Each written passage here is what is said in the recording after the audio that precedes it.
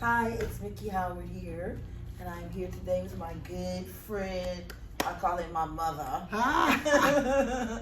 Sir Tony Walk, a musician, a writer, but he does hair and makeup, and he's an amazing singer. You're singing with a group out now. What is the name of that? Hi everybody. How y'all be? How y'all be? Well, Miki is telling the truth. I absolutely love you, Miki. Thank you so much. I feel like my life would be so different if you were not in it. Oh. I feel like it would I'm be the so, one. I feel like it would be so different. I've learned so much. I mean, I feel like I get a master class every time I'm around, and I mean, literally, Tony Walk is today because of Miki Howard. Oh my God. And I didn't expect that. yeah, and I listen. You know, I mean, she has experienced, and I've been privileged enough to be with her to experience So many things. I know a lot of things, and I can just say that anytime anyone experiences something, just listen, and what you can get from it, and you know, just continue on your journey. But you have been so instrumental in my life. I've known you since you were almost like 19 or Yes. 20. And now I'm sitting there with gray hair. It's crazy. That's only because my nerves is bad. I ain't really old. No, he can't possibly be old.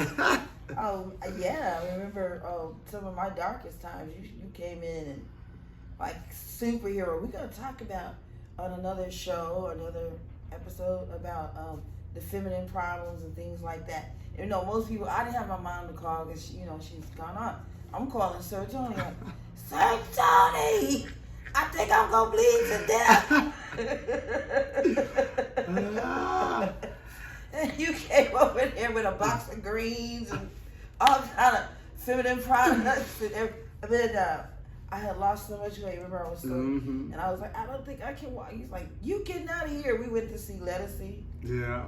And it's just, I mean, I don't know. It's just something I have no control over it. I just have to take care of the women in my life that are around me, and I didn't think anything about it. You said something was wrong, and if I can fix it, I'm gonna do it. And if I know somebody that can fix it, I'm gonna do it. Oh, you've been there for so many of us, including Vesta. Oh, Vesta, Miss V. Yes. Yeah. And I've been privileged. Like, literally, I remember at 11 years old, I was watching TV, and someone came on TV saying, "Oh, I could tell you your future," and it was Dionne Warwick. That would I end up working with her, years later. But and she was like, "Oh yeah, well you gotta call this number, call this." So I called the number. I got whooped so bad for that $40 phone call. But the lady told me, she said, "You're too young to be on here." But she charged me that $40. And she said, "You're too young to be on here, but I will tell you is that you're gonna be befriended by a lot of famous women." And I was about 10 or 11, and I forgot all about it. And as time went on, I still never thought about it. And I was sitting somewhere, and someone asked me, "Well, what is it like, to work with so many famous women?" And it just popped in my mind that this is what the lady told me. And I just remember thinking, "Oh, I just want to be famous. I want to sing. I don't," when she told me, "Well, you're going to be friends with a lot of people," I was like, "I don't want to hear that. Am I going to be a star?" And so, you learn these things, you go through these things. I've had so many spiritual guidances in my life. And now, having the experience to be able to be behind the scenes and watch so many of these great women entertain and, help them and take care of them, I've got a chance to really learn what it's like to not just be a helpmate, but to be a helpmate to people that the world loves. And that's a total different experience because they get to be loved by everybody. So for them to choose you, I feel like I've been chosen a lot, and I'm grateful. Child, I don't even know. You might do my face or makeup or hair or anything. That's why I look rough sometimes. If you can't do it, I don't want it done. I'm like, leave me alone. Yeah, so it's really been a privilege, Miki, being by your side and experiencing even all the ups and downs, because we had some funny, crazy. Remember when we went to Russia together? Oh my God. we were on the train and we couldn't leave our booth or whatever it is. It was a lot going on. It was so much going on in Russia. We didn't even know what was going on. I mean, it was just like, oh, I guess we locked in here. Oh, okay. We were locked in a few times. And then the car situation, when we was leaving the hotel, we had just got to the hotel.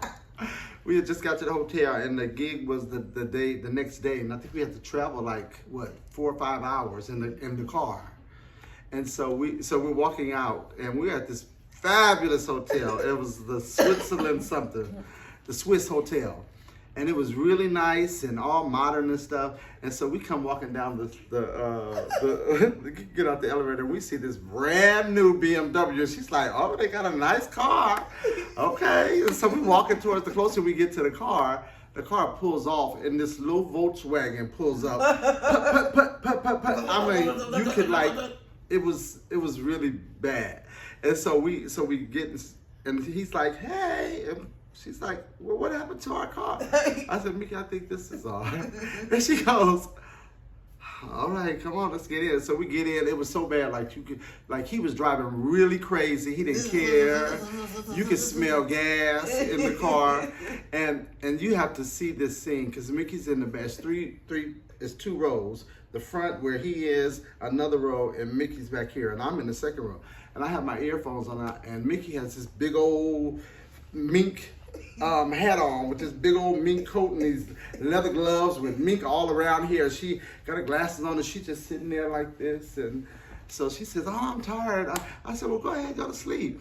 And she was like, I can't sleep. I said, well, go ahead, go to sleep. So she finally goes to sleep and she lays down, and the guy is driving so crazy, and next thing you know, he hit a bump and like, boom, boom, and you just hear boom, boom. And I was like, what was that? I looked back and Miki was gone. She was gone. I said, wait.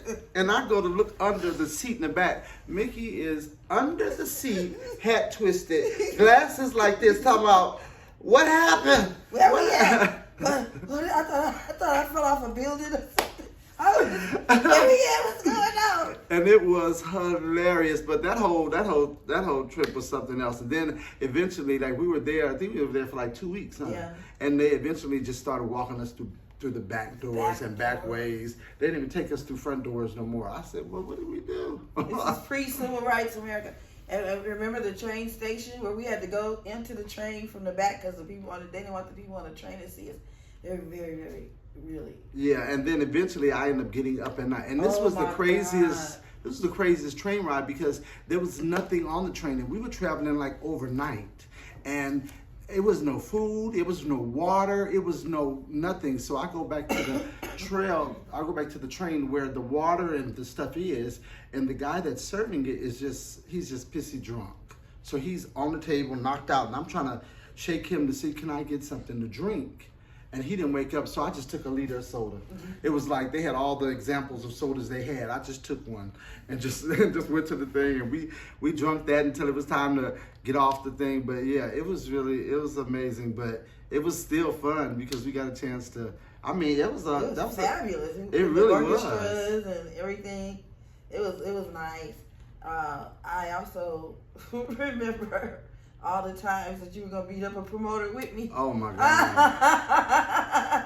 We get janky promoters out here a lot. It's like, I mean, it is really an unspoken word about how people treat artists. Especially promoters. Promoters, it doesn't matter what fame you've had or what you've done. If they are shiesty, you're gonna find out from the beginning on how they treat the person. Where the driver came back and told us he's gonna come back and steal the money. And we had to switch rooms. Yes, I had to give you the money. That was the craziest thing. He said they gonna come. He paid her, and then said somebody will come back. He said why he pay us in that bag? He said so he can find it when he comes to the room.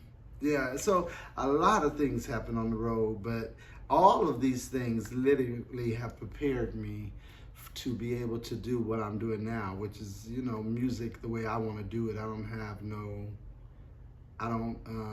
don't care. I mean, I don't care to be judged on what I'm doing. I'm doing what I love to do, and the music that you hear from me will be music that I love and something that is, part of my life. I don't care to do anything else. And so Tony is so gifted, so talented. His singing, I used to run around to karaoke's.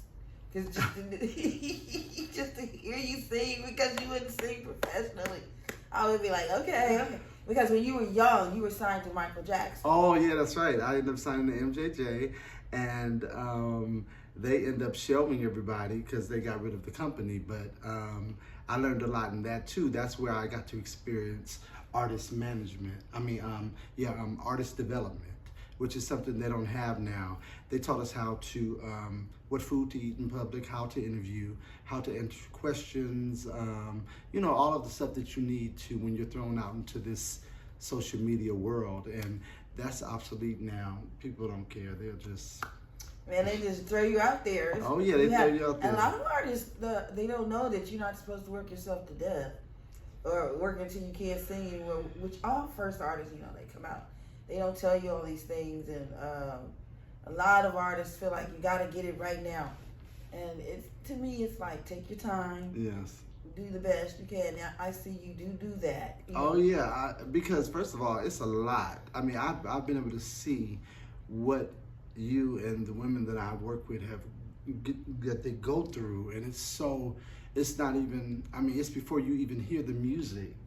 It's so much emotional and physical stress on your body, recording and, being able to get up in the morning and do interviews after you done been out all night promoting.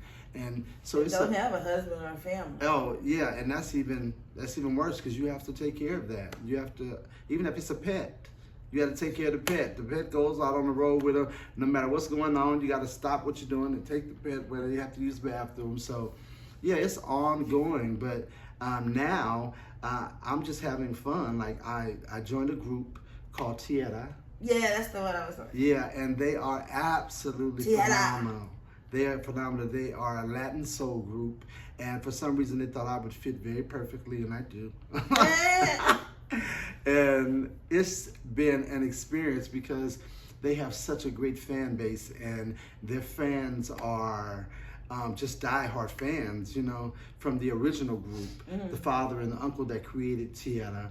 Now the son is carrying on the legacy, so it's Tierra Legacy Continues. But it's a mix of the original band and some new members of the band, younger singers, but it's really, really great. I get a chance to experience, being with a group, a family, and everything works. You sound amazing, and you look the part perfectly. See, and I learned that from Miki. You got to show up somewhere. When you show up, you dress. No matter what is going on, Miki has always been. I tell people all the time that you're a star, because even when you mistakenly put something on, it just looks. It looks like a star. Remember when you had your hand in the sling? She had her hand in the sling. She didn't want to wear the hospital sling, so she took a scarf, wrapped the scarf around, made it matched her hat, and it was just like, so it's always things like that. I think that's where it starts, is for you to be an artist. You don't just have to be able to sound, but you also should automatically be able to have that look. It's something about being able to show up and have a look that complements whatever it is that you're going to do. You know what else I like talking about with you? Etta James. Oh, that is so you funny. You were one of Etta James' last stylists. I know. Oh my God. And I rarely ever talk about this stuff because I forget about it. Because literally, people think like, oh, what is it like? What is it like? These are everyday women in their personal life, and when you're working with them, they're just like any other woman that you would know. They hurt, they cry, they get frustrated, they get mad. And I got a chance to work with this legend, and I learned carefree from her. She taught me that I'm the prize, and when you realize that you're the prize, nobody else can take that from you. You show up, you're the prize. You talk, you're the prize. Everything about you, your existence as an artist, you have to love and accept, because when you don't, it's very easy for the interviewers and people to persuade you from what it is that you know about yourself, and and want to do it yourself. Because most people go, well, why don't you sing this? You should sing this, you should sing that. No, when you're an artist, I think the best artists are the people that do exactly what they want to do. And if it aligns with the universe and sounds good and everybody likes it, that's perfect. If it doesn't, that's even perfect too, because I think it's really important for people to be their authentic self as an artist. No one is ever going to be another Miki Howard, no matter how many recordings they do of hers. Not even. Nobody. Not Aretha, not Tina. These are people that have made their mark on the industry, and you hear their voice and you know exactly who it is. And I think that is that's a part of being an individual as an artist, and not something, a knockoff. So that's what I've learned from Etta and the legends that I've worked with, is to literally be you and love being you, because when you do that, it's natural. You don't have to remember nothing. You don't have to, this is what I do. This is what I don't do. And so Tony's also the man behind the look for Miss Lettucey, the ones that you're seeing now, that beautiful nostalgia. Oh yeah, Dinah. You always do Lettucey a lot, but the last two were really really creative, really poignant, you know what I'm saying? And the whole new look with the nostalgia and doing the Miss Dinah Washington catalog. This is the man behind the look. Every now and then we can get him to do, it's my birthday coming up, so I usually get a new wig. I'll do anything for Mickey. Mickey knows. All she have to do is call me and ask me, and she got it. And I don't care if people know that or not. You need to know that regardless of what is going on in life, if I can help you in any way, I'm going to do it, because I feel like you have been that for me. And even though you say, I've been there for you, a time, this is why I don't talk about this, because I get emotional, because Mickey says that I helped her, but she really helped me. I could have easily went the other way. I could have easily, been dying of AIDS. I could have easily, just chose anything else. But because she took me under her wing and I was able to see something that I loved, which was entertainment and singing, it made me not want to do anything else. So, yes, it saved my life. I'm so glad I used to beg you. You've never heard a voice like this man's voice. And when I tell you, I really did. I used to follow you around. And remember, Stefan? I used to follow you around to karaoke and just to hear you sing. And now you all have an opportunity to just pick up his music on all of the digital outlets, and you will be well pleased. Trust me on that. Just an amazing person, amazing talent. Just always a pleasure to be around. That's why everybody loves you. He does everybody from the Pointer Sister, Miss Ruth. Yes, Miss Ruth Pointer, and that's another person that is absolutely amazing. Just a few years ago, I got a chance to sit and talk with Anita Pointer, and she was transitioning, and I got a chance to do her hair. I got a chance to do her hair and talk to her, and it's just it's an honor and a privilege just to be able to call and just say, I just wanted to talk to somebody nice, or I just want to be beautiful, and them call you. That's the biggest compliment I think anyone can give you, and she was so happy, and she was just... So many have requested you as their last makeup artist. Oh yeah, I do a lot. Yeah, you've done, I remember one of the first ones you did. I was like, oh my God. You did Vesta too. Oh yeah, Miss V, I did Vesta, and I remember, and it's everything. The more I think about it, we were on a cruise. We were doing the Tom Joyner cruise, and I was there with Angela Winbush and Vesta, and we were getting ready to get off the boat, and Vesta was so scared to get off the boat. And so we're standing there, and me and Angela are saying, come on, girl, let's go. We ain't got long, let's go. She turns to me and says, if anything happens to me, Tony, I want you to know, I don't care what is going on, you find a way to make sure I'm beautiful. So ready. And here's something that people don't know, that you also have spent a lot of time helping the transgender.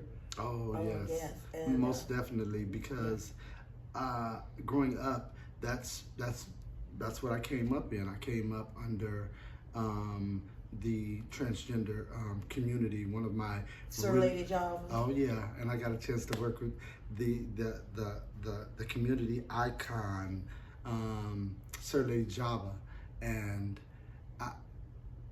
I learned so much from them. I think it takes a lot to be yourself, but then it takes even more to take on another identity and be that and be it 100%, even though people has known your old identity.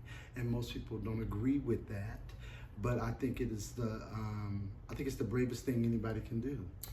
When we went through the AIDS crisis, I think you and I are the only two survivors from 1092. Wow.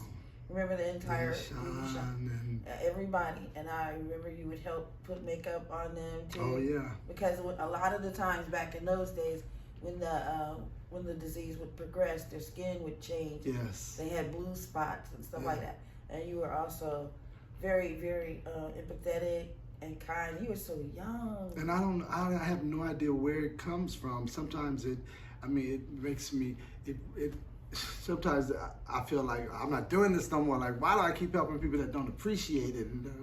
But a lot of times God puts us places to either learn the lesson or give the lesson. I certainly met a lot of transgender women that with you that are no longer with us. Yes. Because people don't understand. A lot of times when you change your gender, it does something to your immune system. Yeah. Yeah, and like 3 or 4 of them passed away on our watch. Oh yeah, and they were great, just great people. COVID. That are doing anything for you, and Nicest people. yes, and They're funny. yeah, very, very funny. And I mean, literally growing up in the transgender community, I learned. I took all the tricks I learned from hair, from drag and hair and makeup, and just incorporated in what I was doing. And it didn't matter what it was. You go on the road, and a lot of times it's just me. Like when I was on the road with In Vogue, it was 4 girls and it was just me, and they didn't really want anybody else, so we made it work. We would have makeup sessions and stuff. I would say, okay, y'all, we're gonna learn how to do foundation today, we're gonna do a smoky eye today, and it eventually got to the point to where I had to start making extensions that you units, like wigs that you can just snap on and put on. And Terry Ellis was the first guinea pig from that, because we would spend all night doing these weaves and do the show, and they take it out right after, and then the next weekend we have to do it all over again. And I said, it's got to be a better way to do this. So we started doing the units and stuff like that, and it just became successful. I was able to do all their faces and get all their hair ready the night before, do their faces and just put the hair on, clamp it on, and it worked. And I learned so much. And I never talk about this Dawn was stuff. in the group then too. Oh yeah, Dawn. And out of the group after she left. Yeah. You were around before she left, and then she left. Yeah. She left us all. Yeah. Y'all don't feel bad, because Dawn left us all. Yeah. One night after Mr. Channel. Yeah. She was done with everybody. And I still don't even know. I still do not even know, like, what happened tonight. It just went left. I mean, it is just went left. But yeah, I got a chance to work with the original and Rona, which is a part of the group now. And she's really good too. Oh yeah, Rona is amazing. Rona is amazing. Rona was a solo artist before she got with In Vogue, and she was also an actress. She was on the Jamie Foxx show, and she did a lot of things. But she was signed to Rodney Jerkins. Oh, okay. And she had put out a single with Rodney Jerkins. But yes, phenomenal singer, beautiful, everything. And I got a chance to learn from these ladies. So. And they really are sweet girls. No, they really are. So who's your favorite that you ever worked with? Honestly, my favorite I have ever worked with is I'm gonna say. Miki Howard. That's because I'm here. No, that's not because here. I literally tell everybody that, because I don't feel like it's work when I go with you. A lot of times when I go out, it's a labor of love. Yeah, when I go with these people, you have to okay, let me get centered. Let me make sure, because sometimes people, they go through so much, they don't mean to have an attitude with you. It just comes out because there's so much going on around them. So I've learned now to just be the helpmate and not question whether they're mad or not, or because I know it's not them personal. Mm-hmm. So I just try to help them through it and stuff like that. But no, I know personally who you told me you'll never work with them for again. Oh yeah. And I was stunned. Yeah. I won't say anything like that because I don't do things like that. Yeah, and it's some people are just mean. Some people are just mean, and it's unfortunate. Like, you know, when you meet people, I guess people tell me, "Oh, you're so young, you're so young, you're so young, you're so young," and they don't expect me to have the experience that I've had working with so many great legends. I mean, you go all the way back to Billy Preston. Oh yeah, Billy Preston. You were a teenager. I mean, Yes. you have literally been working in show business for years and years and years and years since you were a baby. Yeah, and Billy Preston ended up getting me Little Richard. He got me Ray Charles. And I would, like, you know, hang out with all these people. I was 16, Even Cat 17. Williams. Yes, Cat Williams. Cat Williams is, I tell people all the time, people say, the man is crazy, he got problems and all that. Cat Williams is, I mean, everybody has their issues, but he is literally, I say, one of the most giving people. And when you get a chance to be in his presence and away from all the hoopla, he is actually a really great human being. He really is. It's hard for good people because people make you bad. Yeah. Oh yeah. You just get scared and just get weird. So, one last thing. Out of all the new artists, like, you know, the Gorillas and the whoever, who would you like to redo? Who I would like to redo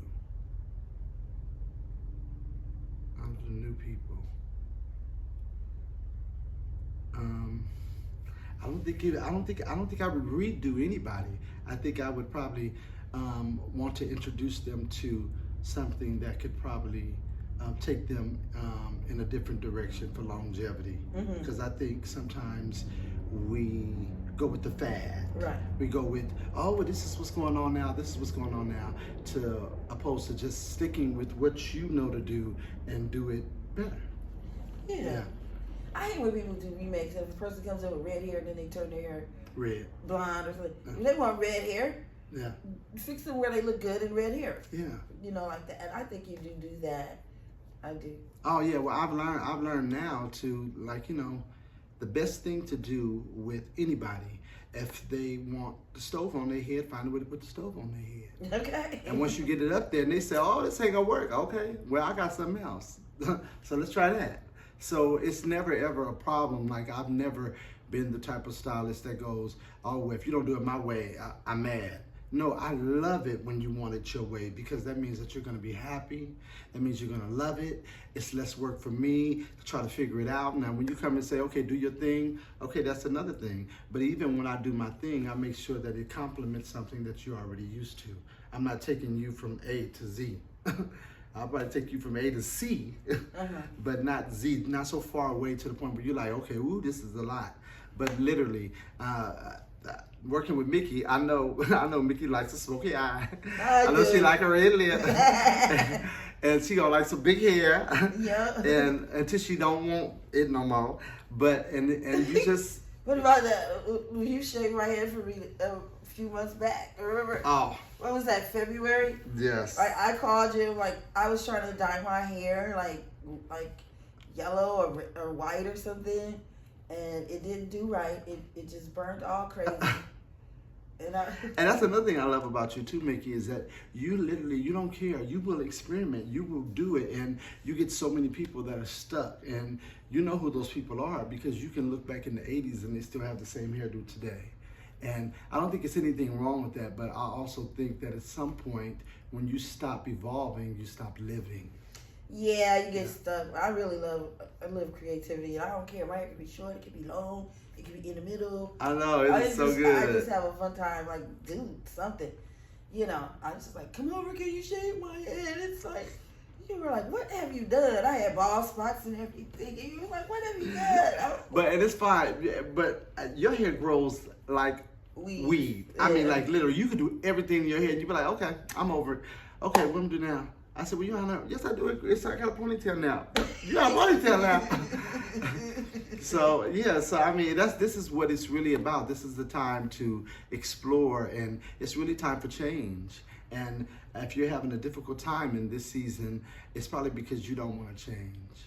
And it's just time for that. It's time to grow. It's time to love. It's time to do better. I have a new single coming out soon, and it's called "It's Okay to Love Me." Oh, that's nice. Yeah, I got it to hear. But for sure, I would love to debut it with you as soon as I finish with it and stuff. But I didn't have no idea that I was a writer, but I realized that when you just sing about your life experiences and sing about the love you want, sing about the love you don't want, you're able to write about it because it's in your mind. Oh, definitely. Yeah. I enjoy singing about things that I write. You know, I wrote a couple of songs. They never were really big hits, but they're still poignant. You know, because yes, but they are good actually, and I know exactly what songs you're talking about. But they are. I felt like they should have been because all of those songs are totally different from anything else on the album. Yeah. And it's because you wrote it and because it came from you and you really liked it. So I think it's going to resonate with people more because it's the truth. It's the true part of yourself. I think so too. I think, you know, I have sort of backed away from like a lot of show business and stuff, like doing a lot of things because it is daunting, you know. Well, but you have done a lot. Yeah, I'm tired. I mean, like literally, like. And I know there's people that have done way more, but I don't know if they did it with 3 kids on their back. No. You know, and being blackballed and all that at the same time. So, yeah, it was difficult, and I'm tired. So I don't want to do this right now. I'm like chill a little bit. And that is the best thing about today's where we at in music because right now, if I wanted to put out a song every day this week, I could. I mean, that was unheard of. I am still excited and thrilled about you. You're about to do your 3rd record, right? Yes, I'm about to do my 3rd. Isn't that crazy? Mm-hmm. My 3rd. And the first one, I mean, literally, I get so much play on the remake album, Introducing Tony Walk. And I just did songs. I had a whole list of songs that I was going to do. And as it got time closer and closer to recording the songs, it was in the pandemic. Everything changed. I could get on the elevator and hear, "Can you love?" I said, I forgot about that song. I like that song. I'm gonna do that song. And then I'll be riding next to somebody. Wake up suddenly, yeah, and I go, I like that song too. And so I end up changing everything because I asked God. I said, God, have me do songs. I would like to do songs that resonate with people in love because no matter where you are in life, if you give love and you are willing to receive love, that's what will happen. Mm-hmm. Things will happen. You know, the haters and the people that have things to say. When I first did the first album, I sent Miki the song, and Miki said to me, she said, "Oh my God, this is so beautiful, Tony, this is so beautiful." But it was something different this time because she would always tell me when I would sing, but to actually hear that from recording and know that this is something that she has mastered in her life and done for a living, to hear that, it made me really go, oh, I really can. Miki would always tell me, she said, Tony, you know, you can do anything you want, right? She would always tell me that. And then when it finally clicked for me, it was like, oh, I really can. Yeah. I really can do it. And then I started to do it. And little things pop up that try to deter you. I remember I never read comments. I never do that with stuff that I put out. But this one guy, he says, oh, this is my favorite song. And you fucked it up. And I just thought like, oh my God, is it that bad? Like, did I do bad? And then that quick, it had shifted what I thought about myself and what I knew about myself. And so you have to know who you are when you get into this industry, not just as an artist, but as a human being, as a person, because it is very easy to be sidetracked by people, places, and things. And sometimes you get into rooms and you think, oh, I have to be a part of this in order to be a part. You do not. Mm-mm. Your greatness will come from the action that you put out. You'll ruin yourself. Yeah, and you will. It's very, very easy. I have been in places to where all I had to do when they offered me something, they said, okay. And that could have took my life a total different way. But I was able to see so many people, my mother and my father growing up. A lot of people don't know, but my mother and my father growing up we were in and out of foster homes because they were, avid drug users. And I grew up in foster homes, but my mother and father, they always came and saw us and always came and made sure we was okay. And so when we were finally able to go back with them, we were like probably 10 or 11. And it was a total different way of life because it was real poverty. They didn't really, my father, he just started his business. My mother, she was on public assistance. And so for Christmas, I remember when we first got back with them, all they could afford was FM Walkmans. Oh, okay. And they had a little table on a tree, and it was just two little things. And we moved to this new neighborhood where all these kids, it was a bunch of kids, they had bikes and toys and clothes, and we didn't really have that. All we had was these little Walkmans. And at the time, I didn't realize how special it was just to be back with your family and be back home and stuff. I was consumed and taken over by, I didn't get enough for Christmas because being in the foster care system, they give you everything. They take you to a warehouse, you can pick out your bike, you can pick out clothes, you can do all of that. And but all of these life journeys have taught me to, love self, and loving self has nothing to do with these outside people. These outside people, because you have to, and you have to have a tribe. You have to have people that's going to tell you, no, I don't like that, even if you love it, because when you're in something, you don't get the full effect of being on the outside of it. So you need people that will tell you the truth. And Miki has always told me the truth. And thank you for always telling me the truth, even no matter what, because I listen. It may not seem like I'm listening, but I listen. Sir Tony, I love you. Oh, I love you, Miki. I really do. And I tell people that I'm not going to tell you much. I want to always show you. And people ask me, well, why do you do so much? Why do you do so much? I don't think we do enough for people like you. I don't think we do. You have spent your life given to this world, music-wise, that has made us happy, that has made us love, that has made us cry, that has made us laugh, even with your movies and your stories. And I think that you are one of the treasures that this world should take care of now. And I feel the same about you. Well, I'm ready. I'm ready to be taken care of. Okay, ladies and gentlemen, Sir Tony Walk. Please look him up on social media. Yes, Instagram. I'm everywhere. You can Google me, Tony Walk, and also all of my hair and makeup stuff will come up too. My IG is The Real Sir Tony for my hair and the makeup, and for my singing, it's Tony Walk. You can find me everywhere. It's wonderful. Thank you, Tony. Oh, I love you, Miki. Thank you. Mm-hmm. Bye, y'all.